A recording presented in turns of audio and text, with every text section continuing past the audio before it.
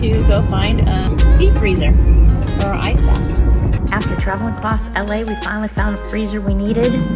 Unfortunately, we couldn't fit in the car, so we had to get a U-Haul. My husband built a platform for it. We sealed it. Here are all the ingredients needed, filled it up. Here's the temperature for it, and it's all done. The do-it-yourself chest freezer cold plunge.